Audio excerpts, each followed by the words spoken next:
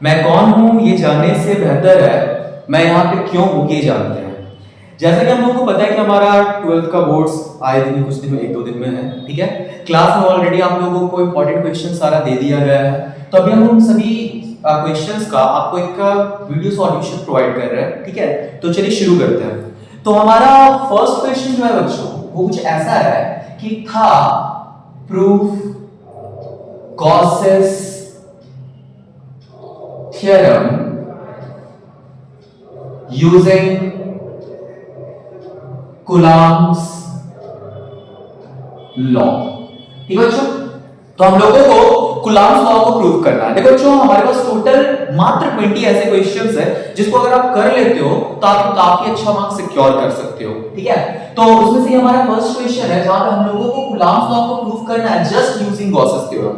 अब अगर हम बात करते हैं तो सबसे पहले किसी भी डेरिवेशन का ना एक पर्टिकुलर रूल होता है। तो सबसे पहला रूल तो ये है कि स्टार्ट कैसे करें। तो स्टार्ट करने के लिए पहले बच्चों आपको स्टेटमेंट देना पड़ेगा। स्टेटमेंट क्या हमारे पास कि consider there is a hollow sphere of radius r, full stop, ठीक है। We substitute a point charge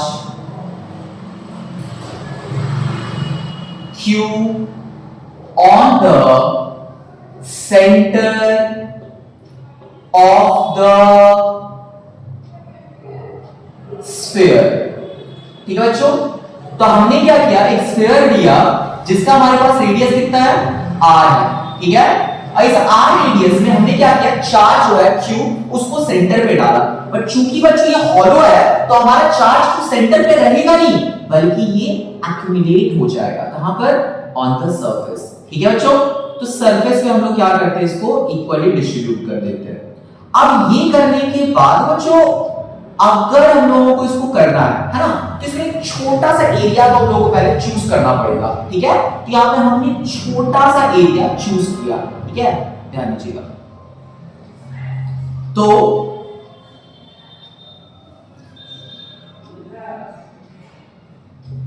choose a small area ds over the spherical surface। ठीक है बच्चों, तो स्फेरिकल सरफेस पे हमने क्या किया, ds को चूज कर लिया। अब चूंकि पॉजिटिव चार्ज सरफेस पे ही है तो हमारा ds का वेक्टर भी इसी के साइड में जाएगा और बच्चों हमारा इलेक्ट्रिक फील्ड का भी डायरेक्शन इधर ही जाएगा। बच्चों बहुत ही आसान ढंग से डेरिवेशन बताया जा रहा है, लाइन वाइज देखते तो आपको 2 मिनट में चुटकी में प्रूव हो जाएगा, ठीक है। तो हमारा दोनों का डायरेक्शन सेम हो गया। तो यहां से सबसे पहले हम लोग निकालेंगे आपका इलेक्ट्रिक फ्लक्स, ठीक है। आई होप यहां कोई प्रॉब्लम नहीं होगा आप लोगों को। अब आ जाओ यहां पे। अब हम लोग अगर इसका इलेक्ट्रिक फ्लक्स देखेंगे तो electric flux that is d phi। देखो डेरिवेशन में पॉइंट वाइज चलते हैं, पहले स्टेटमेंट फिगर, ठीक है। अब d phi हम लोग लेते हैं, तो d phi is E dot ds। तो बच्चों E dot ds में हो जाएगा E ds cos theta। and what is the theta, ds और E दोनों का डायरेक्शन सेम है तो we have to use 0 degree क्योंकि दोनों सेम डायरेक्शन में।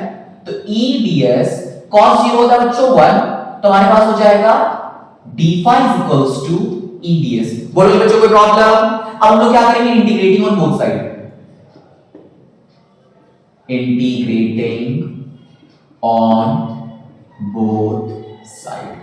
जैसे ही बच्चों बोथ साइड इंटीग्रेशन लेते हैं तो हमारे पास आ जाएगा integral of d phi integral of E ds। चलेगा, तो d phi का इंटीग्रेशन क्या हो जाएगा, phi e का e रहने दीजिए ds। अब ds को आप कहां से कैलकुलेट कीजिएगा, तो आपको पूरा ये स्फीयर मिल रहा है तो ds का पूरा इंटीग्रेशन हो जाएगा e into 4 pi r square, ठीक है। अच्छा चूंकि हमारा रेडियस कैपिटल r है तो रेडियस भी यहां पे हम लोग ले लेते हैं कैपिटल R। बोले बच्चों को दिक्कत समझने में, तो ये हमारा क्या आ गया phi। मेरी कोई प्रॉब्लम नहीं होगा आप लोगों को। अब आ जाइए इसको एज इक्वेशन छोड़ दीजिए। अब चूंकि इसमें गॉसेस थ्योरम का इस्तेमाल करना है, तो गॉसेस थ्योरम तो कहीं पे आया नहीं है तो अब यहां पर हम गॉसेस थ्योरम को इंट्रोड्यूस कर रहे हैं। तो बाय यूजिंग गॉसेस थ्योरम, तो बच्चों क्या कहता है गॉसेस थ्योरम, गॉसेस थ्योरम कहता है phi बराबर Q अपॉन एप्सिलॉन नॉट। ठीक है बच्चों, तो चूंकि फाई बराबर Q बाई एप्सिलॉन नॉट हमारे पास होता है, तो हम लोग क्या कर लेंगे, कंसीडर एज इक्वेशन नंबर 2। अब चूंकि ये भी फाई के इक्वल है, ये भी फाई के इक्वल है, तो दोनों ही इक्वेशन को हम लोग क्या कर लेंगे, कंपेयर कर लेंगे। ठीक है बच्चों, तो कंपेयर इक्वेशन 1 एंड 2। चलिए करते हैं, कंपेयर इक्वेशन 1 एंड 2। तो बच्चों जैसे कंपेयर करते हैं तो हमारे पास आ जा रहा है E into 4 pi r square equal to Q upon epsilon naught. So E will be what? 1 by 4 pi r square Q by epsilon naught. That is 1 upon 4 pi epsilon naught Q by r square. तो ये हमारा आ गया electric field, but हम लोग को prove करना था Coulomb's law. तो कूलॉम्स लॉ में इलेक्ट्रिक फील्ड नहीं बल्कि आप लोगों को प्रूव करना है फोर्स। देखो बच्चों ये भी एक डेरिवेशन बन सकता है जहां पे हमने क्या किया, इलेक्ट्रिक फील्ड को प्रूव किया। This is the electric field using Gauss's theorem. I hope बच्चों समझ में आप लोगों को आ रहा होगा। ये फर्स्ट लेक्चर है तो थोड़ा बहुत राइटिंग वगैरह इधर उधर हो सकता है, स्पीड थोड़ा इधर उधर हो सकता है, बट हम कोशिश करेंगे डेली टू डेली इसको इंप्रूव करने का। ठीक है, और हमारे पास देखो बात ऐसे 20 क्वेश्चंस है ना, जिसको अगर आप अच्छे से कर लेते हो तो ना कि सिर्फ आप एग्जाम में पास होते हो बल्कि बहुत ही बढ़िया मार्क्स सिक्योर कर लेते हो। और आज के डेट में इवन आप भी जानते हो कि फिजिक्स में पास होना कितना मुश्किल होता है, तो आप सिर्फ ये क्वेश्चंस को बढ़िया से कर जाओ। ठीक है, ज्यादा नहीं, आपका एक वीडियो मुश्किल से 10 मिनट केवल 15 मिनट। ठीक है, आप 1x में देखो 2x में देखो, ये आप पे डिपेंड करता है। ठीक है, और बहुत ही आसान मेथड से हम आपको बताने वाले हैं। ठीक है, तो आई होप आपको कोई प्रॉब्लम नहीं होगा। तो ये इलेक्ट्रिक फील्ड हो गया। अब आप लोगों को कूलॉम्स लॉ के बस थोड़ा सा स्टेटमेंट को आगे बढ़ाना है। क्या आगे बढ़ाना है, हम लोग यहाँ पे एक टेस्ट चार्ज को इंट्रोड्यूस करेंगे। ठीक है, तो introduce a test charge Q naught on the surface of sphere, है ना बच्चों।